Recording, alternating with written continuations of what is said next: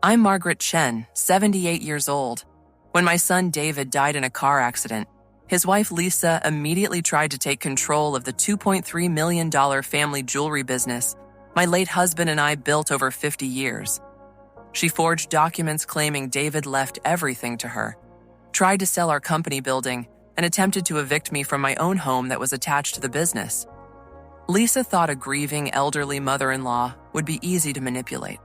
She didn't know I still owned 60% of the business through a trust she knew nothing about, had security cameras she never noticed, and kept detailed financial records of every penny. This is how I exposed her fraud and left her with nothing. Subscribe now. Don't miss incredible revenge stories like this one.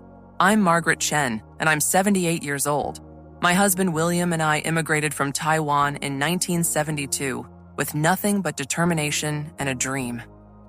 We started Chen Fine Jewelry in a tiny storefront in San Francisco's Chinatown. Over 50 years, we built it into a $2.3 million business with 3 locations and a sterling reputation. William died 8 years ago from a heart attack at 72. Our only son David took over day-to-day operations, while I remained the majority owner through a family trust William had established. David owned 30%, I owned 60%, and 10% was held in trust for future grandchildren. David married Lisa 5 years ago, when he was 43 and she was 31. From the beginning, I sensed something wrong. Lisa had no job, no savings, and a spending problem. She pushed David to buy a mansion we couldn't afford, lease expensive cars, and take luxury vacations. David was blinded by love and gave her everything. I tried warning him. David, she's spending faster than the business earns. This isn't sustainable. Mom, you don't understand modern marriage. Lisa deserves nice things. Your father and I lived modestly for decades to build this business. Lisa's spending will destroy it. David wouldn't listen. Lisa had convinced him I was a controlling old woman who couldn't accept his wife. Then 3 months ago, David died in a car accident. A drunk driver ran a red light and killed my son instantly. He was 48 years old. I was shattered. William gone. Now David gone. I was 78, alone and grieving the loss of my only child. Lisa barely waited until after the funeral. 1 week after we buried David, she showed up at the business with a lawyer. Margaret, David left everything to me. I'm the new owner of Chen Fine Jewelry. I'll be taking over immediately. I was stunned. What are you talking about? The business is held in a family trust. I own 60%. Her lawyer interrupted. Mrs. Chen, your son executed a new will 3 months before his death, transferring all his business interests to his wife. Here are the documents. Lisa now controls 40% directly, and as David's heir, she's contesting the trust structure. I looked at the papers. David's signature appeared on documents I'd never seen, transferring his shares to Lisa and claiming the family trust was invalid. This is impossible.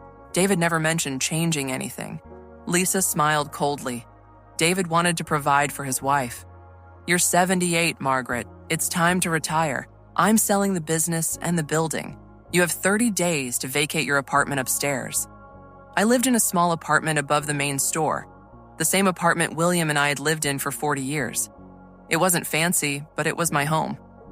You can't do this. I can and I will. David left everything to me, not his elderly mother. After they left, I sat in shock. 50 years of work, about to be destroyed by a gold digger who married my son for money. But I didn't become a successful businesswoman by being naive. I called my attorney, Robert Chang, who'd handled our business affairs for 30 years. Robert, Lisa claims David changed his will and transferred everything to her. Robert was immediately suspicious. Margaret, David, and I had lunch 2 months ago. He never mentioned changing anything. In fact, he told me he was worried about Lisa's spending and was considering a post-nuptial agreement. That confirmed my suspicions. David hadn't transferred anything. Lisa had forged those documents. I began investigating. First, I checked our security cameras. We had cameras throughout the business that recorded continuously. Lisa didn't know about the hidden camera in David's office. I reviewed footage from 3 months ago, the date on Lisa's documents. I found it. Lisa was alone in David's office, practicing David's signature on paper. She spent 2 hours perfecting it, then printed documents on our business letterhead and signed David's name. She'd forged everything. Next, I checked our business accounts. Lisa had been stealing for months. She'd created fake vendor invoices, paid them to accounts she controlled, and pocketed over $180,000. David never noticed because Lisa handled the paperwork. I also discovered Lisa had a history. Before marrying David, she'd been engaged to another wealthy man. That relationship ended when his family discovered she'd forged checks from his account. No charges were filed, but the engagement was broken. Lisa was a professional con artist who targeted wealthy men. I compiled everything: security footage of her forging documents, bank records showing theft, her prior history of fraud. Then I contacted the district attorney's office. The DA was very interested. "Mrs. Chen, this is clear-cut fraud and embezzlement. We'll investigate immediately." 2 weeks later, police arrested Lisa at her mansion. She was charged with forgery, fraud, embezzlement, and attempted theft of business assets. In court, the evidence was overwhelming. The security footage showed her forging David's signature. Handwriting experts confirmed the signatures were fakes. Bank records proved embezzlement. Her prior fraudulent engagement was admitted as evidence of pattern behavior. Lisa's lawyer tried claiming she was David's grieving widow who made mistakes while emotional. But the video of her methodically practicing signatures for 2 hours destroyed that defense. The jury convicted her on all charges. The judge sentenced her to 8 years in prison. "Ms. Chen Williams, you married your husband for his money, stole from his family business, and forged documents to steal everything from his elderly mother while she grieved.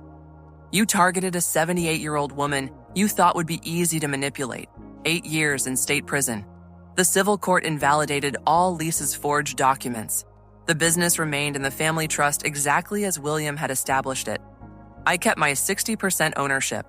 David's 30% went into the trust for future family members, just as the trust specified. I also sued Lisa for the $180,000 she embezzled. The court ordered full restitution plus damages, though I doubt I'll ever see that money. Most importantly, I evicted Lisa from the mansion David had bought. It was purchased with business funds she'd stolen, so the court awarded the property to the business. I sold it and put the money back into the company.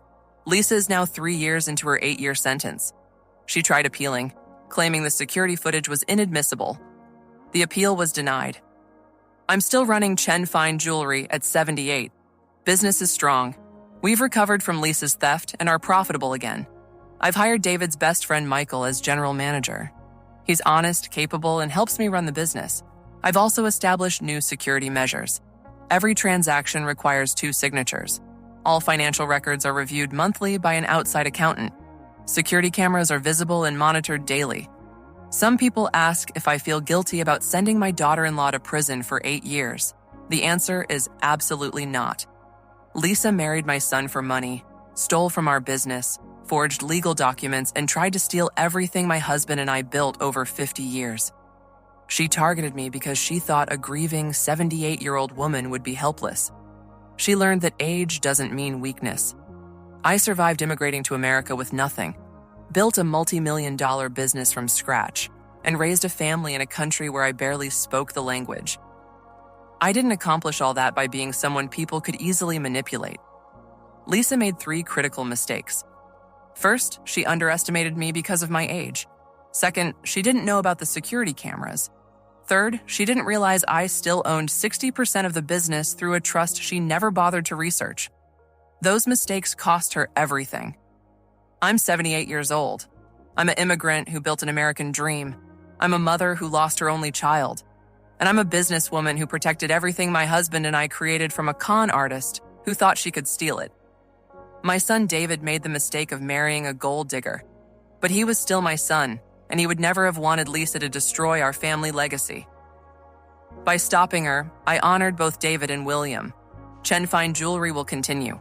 When I'm gone, it will pass to family or be sold with proceeds going to scholarships for immigrant entrepreneurs, people like William and me who came to America with dreams and determination. Lisa thought she could take it all.